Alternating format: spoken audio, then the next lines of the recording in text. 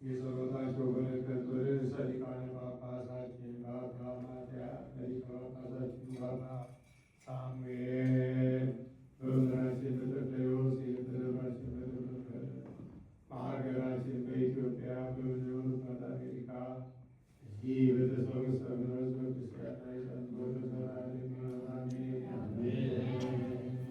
የሐዋርያት ሥራ ምዕራፍ 24 ከቁጥር 1 እስከ 22።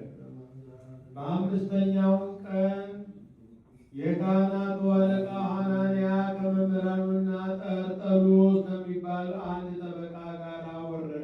ጳውሎስንም ከአገረ ገዡ ዘንድ ከሰሱት። ጳውሎስን አቀረበላቸው። ጠርጠሉስም እንዲህ ብሎ ነገር ጀመረ። ክቡር ፊልክስ ሆይ በዘመን ብዙ ሰላምን አግኝተናል። በጥበብህም በየጊዜው በየአገሩ የሕዝቡ ኑሮ የበጀ ሆኗል። ሥርዓትህም ከሁሉ ዘንድ ስትመሰገን አግኝተናል። ነገር ግን እጅግ እንዳስቸግር አዳምጠኝ፣ በእጅ በለኝም ባጭሩ ልንገርህ።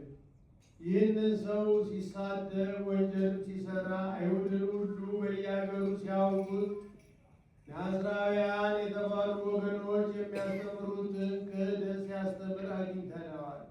ቤተ መቅደስን አረከሰ። ይዘን እንደ ሕጋችን ልንቀጣው ፈልገን ነበረ። ሻለቃው ሉሲዮስ መጥቶ በብዙ ጭንቅ ከእጃችን አውጥቶ ወደ አንተ ሰደደው። ተከራካሪዎቹንም ወደ አንተ እንዲመጡ አዘዛቸው። የከሰስንበትንም ነገር ሁሉ መርምረህ ከእሱ ልትረዳ ትችላለህ። አይሁድም እውነት ነው እንዲህ ነው ብለው መለሱ። አገረ ገዢውም እንዲናገር ጳውሎስን ጠየቀው። ጳውሎስም እንዲህ አለ፣ ከብዙ ዘመን ጀምሮ የዚህ ሕዝብ አስተዳዳሪ እንደሆንክ አውቃለሁ። ጠባያቸውንም ታውቃለህ።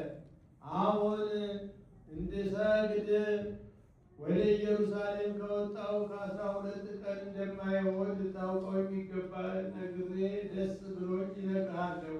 በምኩራብም ቢሆን በቤተ መቅደስም ቢሆን በከተማም ቢሆን ሕዝቡን ሳውቅ ከማንም ስከራከር አላገኙኝም።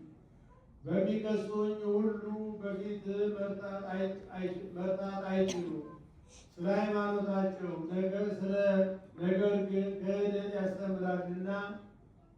ክህደት ያስተምራል ስለሚሉኝ እውነቱን ልንገር። እኔ በኦሪትና በነቢያት በተጻፈው ሕግ ሁሉ አምኜ እግዚአብሔርን አመልከዋለሁ። ጻድቅንም ኃጥአንም ቢሆኑ ሙታን ይነሱ ዘንድ እንዲላቸው እነሱ እንደሚታመኑ እኔም እግዚአብሔርን እታመነዋለሁ።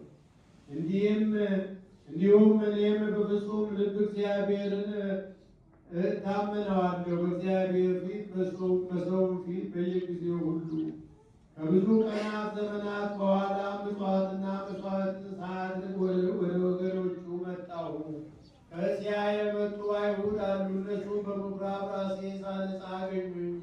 ስልጣን